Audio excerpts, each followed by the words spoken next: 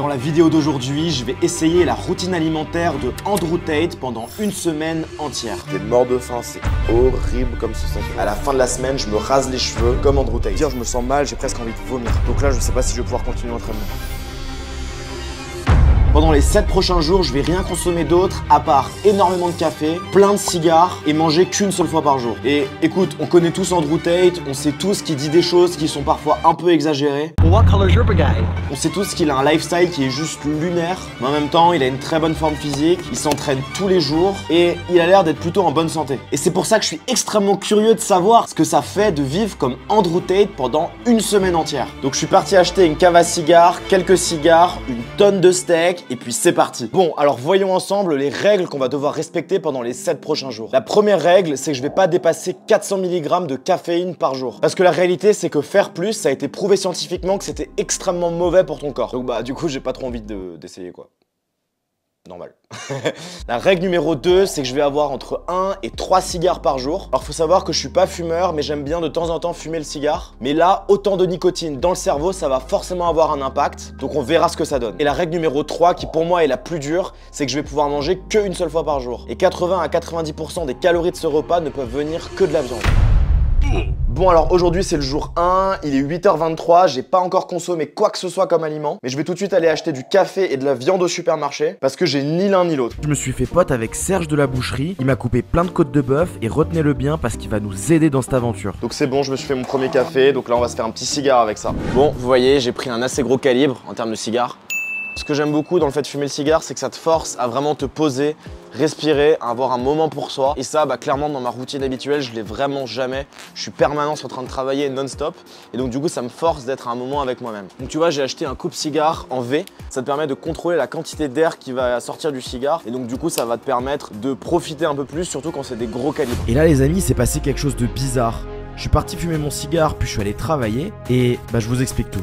Bon alors je viens de finir de travailler, clairement j'avais une bien meilleure concentration, mais par contre j'avais vraiment des palpitations pendant tout le long et j'avais besoin de décharger toute cette énergie et donc du coup bah, le travail était juste la bonne chose pour décharger cette énergie là. Par contre si vous avez rien à faire au moment où vous avez cette routine là, sincèrement, je pense que c'est pas du tout une sensation que je recommanderais d'avoir. En fait, j'ai l'impression que la nicotine et le café ensemble, ça fait un effet, ça fait un cocktail molotov. Et j'avoue que j'ai jamais vraiment ressenti ça à ce point-là. Surtout que je suis à jeun, j'ai encore rien mangé aujourd'hui. Bon, on va tout de suite aller manger, c'est parti. Et à ce moment-là, j'espère vraiment que ce sentiment va pas continuer. Mais bon, on va voir ce que ça donne. Ça a l'air incroyable. Genre, dites-vous là que là-dedans, il y a 800 grammes de bidoche qui nous attend. Les amis, j'ai le gros couteau, on a le gros steak devant nous. 800 grammes, c'est parti, regardez la cuisson, elle est juste parfaite. On va se le défoncer devant un petit podcast. Ensuite, je suis arrivé à la salle avec une détermination incroyable, mais ça s'est pas passé comme je le voulais. Bon alors je viens de rentrer de la salle de sport, clairement il y avait un impact. Le fait que j'ai pas mangé de glucides à midi, je le ressens. Je trouve que je poussais beaucoup moins lourd que d'habitude. Et puis j'étais très vite à bout de force. Mais bon, on va se remettre au travail et puis on va fumer encore un cigare. Allez, c'est parti. Donc je me suis remis derrière mon bureau, j'ai fumé un cigare et c'est comme ça que la journée s'est finie. Et j'étais pas au bout de mes surprises, parce que les jours suivants ont évolué, mais pas dans le bien. Bon, bah du coup j'ai dormi.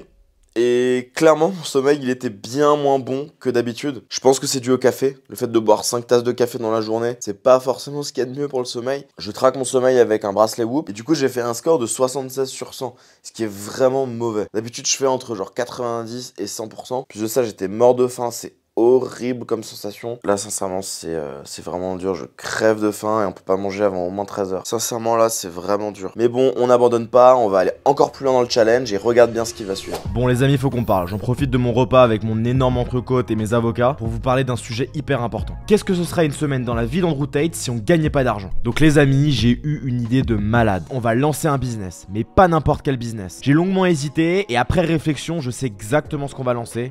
On va tester de lancer un business de dropshipping. Oui, mais Lucas, c'est de l'arnaque le dropshipping. Non, c'est pas de l'arnaque. Si tu fais les choses bien, y a pas de raison que ça marche pas correctement. Pour te dire, la première fois que j'en ai fait, c'était en 2018. Et juste l'année dernière, j'ai généré plus de 3 millions d'euros. Donc je vais essayer de faire mon maximum cette semaine. Et à la fin de la semaine, je te dirai quels seront mes résultats. En attendant, je finis mon steak et mon café. Et on se rejoint directement dans le bureau. On se retrouve dans le bureau et je nous ai déjà imaginé un plan d'action. D'abord, on va essayer de trouver un produit à vendre. Ensuite, on va créer le site internet. Puis pour finir, on va faire de la publicité sur TikTok et sur Facebook. On va voir si on arrive à avoir des résultats. Mais je te tiendrai au jus au fur et à mesure que la semaine avance. Allez, Allez, c'est parti, je vais chercher le produit. One eternity later. Bon, ça fait 2 heures que je suis dessus, j'ai trouvé un produit, ça va être un coussin orthopédique pour diminuer les douleurs à tous ceux qui ont des douleurs de dos ou d'articulation. Donc maintenant que j'ai le produit, il reste plus qu'à lancer le site, mais d'abord, je pars à la salle. Comme Andrew Tate était plusieurs fois champion du monde de kickboxing, je me suis dit que j'allais commencer avec un entraînement de boxe. Ensuite, j'ai enchaîné avec du cardio et j'ai fini avec de la muscu jusqu'au moment où il y a ça qui s'est passé. Les gars, je suis au milieu de l'entraînement et je suis déjà mort. Clairement, le fait de pas avoir de glucides dans le sang, ça fait que j'ai beaucoup moins de force